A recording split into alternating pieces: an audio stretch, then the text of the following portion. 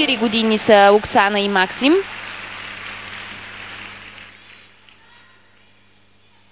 Наистина има фигуристи, които на тази възраст успяват вече да достигнат това ниво, което е необходимо за спечелването на титли от различни шампионати. Но има още какво да учат руснаците.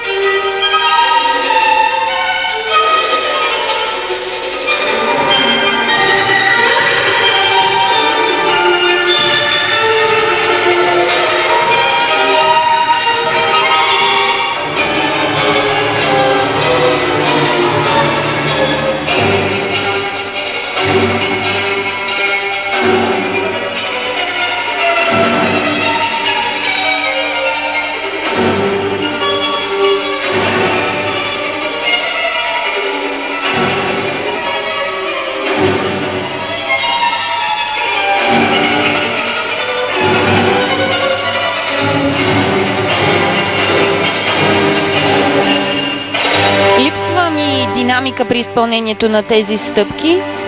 Нямаше, според мен, и достатъчно скорост. Имаше и проблем на туизела. Наистина доста забележки към тази серия от стъпки. Заклащане на Оксана в началото на първия туизел и заклащане на Максим на втория туизел.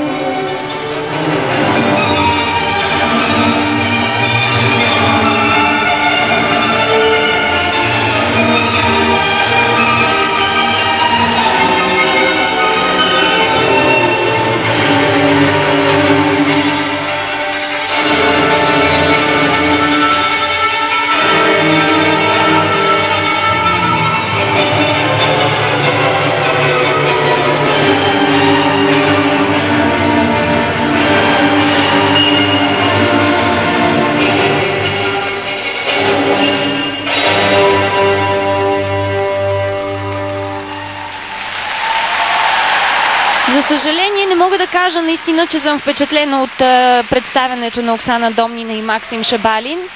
Нито като програма, като визия на цялото съчетание, нито като изпълнение на елементите. Казвам за съжаление, защото наистина преди години руската школа имаше много добри двойки при танцовите дуети, но изглежда в последно време няма шанса да намери достатъчно, може би, талантливи фигуристи, които наистина да отговарят на класата на своите предшественици.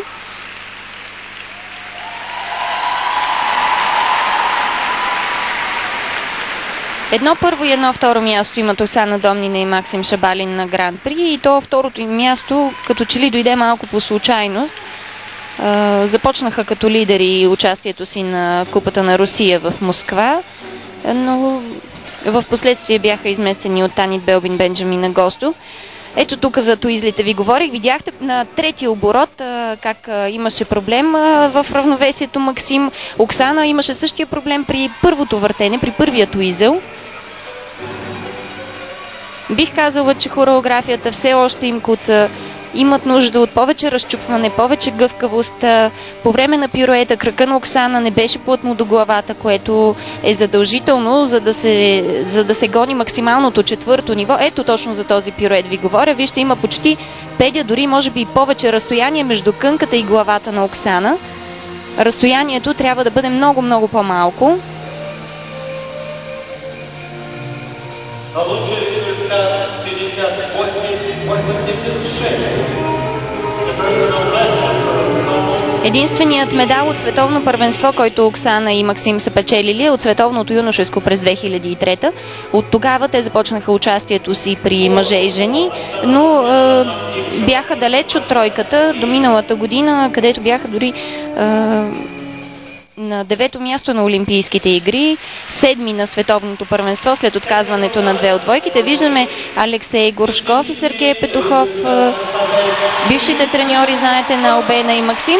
И така 30-40 за елементите на съчетанието, 29-57 или общ сбор 59-97. Излизат на челна позиция Оксана Домнина и Максим Шабалин, но в никакъв случай не бих казала, че тяхната програма беше по-хубава, отколкото на французите Изабел Долюбел и Оливър Шонфелдер.